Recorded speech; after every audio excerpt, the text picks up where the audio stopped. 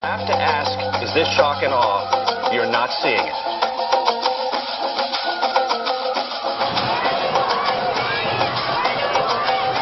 We refuse to carry on business as usual while American soldiers and Iraqi civilians die under the machinery of war.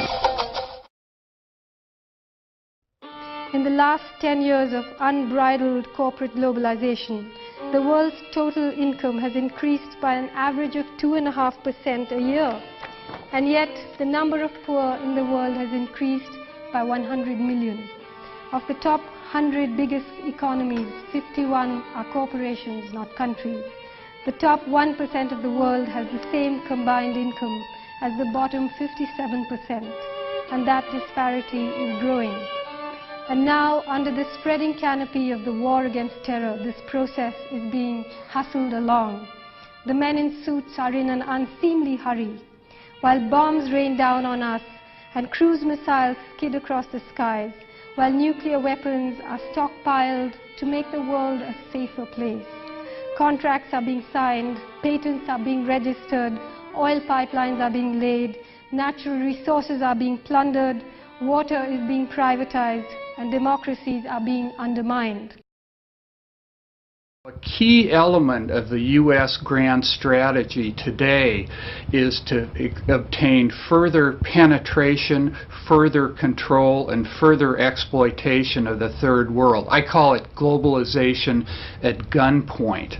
The Economist called the new rules in Iraq a capitalist dream and described the rules that Paul Bremer, the chief U.S. occupier in Iraq, as a wish list for foreign multinationals. This wish list, which was granted as part of the now infamous Order 39, which was on September 19th, was a transformation of the Iraqi economy, using basically traditional IMF structural adjustment policies, but in one fell swoop. So Order 39 announced that, contrary to Iraq's constitution, which places clear restrictions on foreign ownership of the Iraqi economy and deems essential services protected and not able to be privatized, these were just completely overthrown.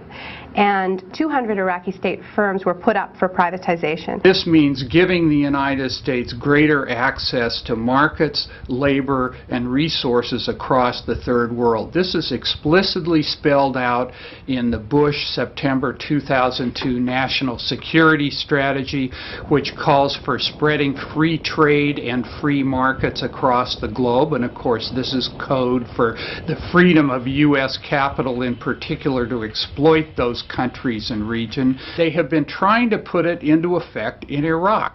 2 months before the governing council was even formed, in May 2003, shortly after the U.S. invasion, the Wall Street Journal obtained a 100-page document detailing how the U.S. intended to create an economy in its own, quote, image. What's starting to happen is that international legal experts are coming forward, not from the left, but from international conservative law firms to say these contracts are extremely risky and they won't be respected. The only legal way out of this bind is the U.S. has to get a regime in Iraq quickly that's pliant enough to ratify the laws.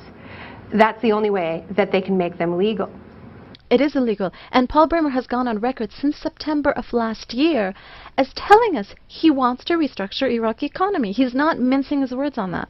He wants to restructure the Iraqi economy, and he has been doing that by removing tariffs from Iraq, removing all domestic subsidies, by imposing a maximum flat tax of 15%, with loopholes so big Halliburton can go right through, and by, most importantly, coming up with an order that allows foreign corporations to own 100% of any Iraqi sector with the exception of oil, and then on top of that to remove 100% of their profits out of Iraq without delay at any time.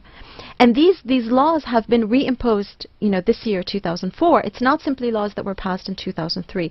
They've been reimposed. And there's been numerous other things, such as recently, in the beginning of April and in the end of March, we have seen Paul Bremer impose laws that will strip the current Iraqi governmental ministries and possible future Iraqi governmental ministries of their ability to change the contracts that Bremer has given out to U.S. corporations and to change the economic structuring that Paul Bremer has imposed on Iraq over the past year. So he's stripping away future sovereignty of Iraq, not only present sovereignty. One of the main reasons the U.S. felt compelled to go to war against Iraq in 2003 was that sanctions were on the verge of collapse. If sanctions had collapsed, massive multi-billion-dollar oil deals that Saddam Hussein had signed with France and Russia would have come to fruition. It would have left France and Russia in a stronger position in Iraq than the United States, with a toehold into the Persian Gulf. And of course, this was coming at a time when the U.S. strategy has been to brook no rivals and to prevent the rise of any imperial challengers. I think that it explains the silence of Germany, Russia, China. What they're waiting to see is whether Bremer is going to respect the contracts that Saddam Hussein signed with Russian, Chinese, and French companies. My sense is that if they will respect it, there have been noises being made that they're not going to respect contracts signed by Saddam Hussein. And my feeling is that if they do go down that route, then you'll start hearing a lot of noise from Russia, France, China, Germany, the countries whose companies were in there and had those deals. Right now, I think what we're seeing is actually some pretty heavy backroom negotiating, and I think the deal that's being made, frankly, is if you respect the contracts that we signed with Saddam Hussein, then which you could also make an argument were illegal, we will respect the contracts, your equally illegal contracts being signed by the occupational authority. And I think that the position of a genuine anti-occupation movement should be that neither should be respected, that any new free sovereign Iraqi government should not be saddled either with the debts and contracts of their dictator or of their occupier.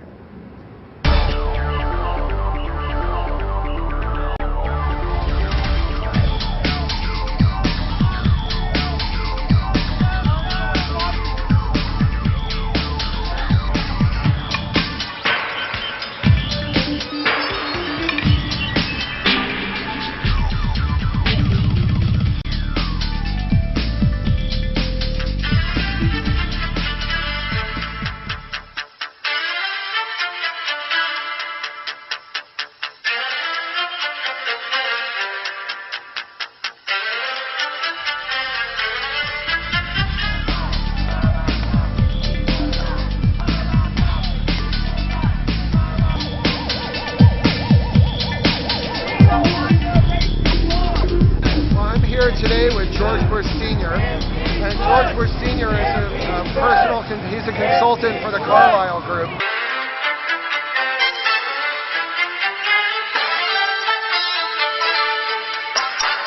The Carlyle Group is going to benefit. They're going to make millions, probably billions, on selling their weapons. It's war profiteering. It's insider trading, having top, ex-government officials get these defense industry contracts and profiting off of the death and destruction of people in Iraq and all over the world.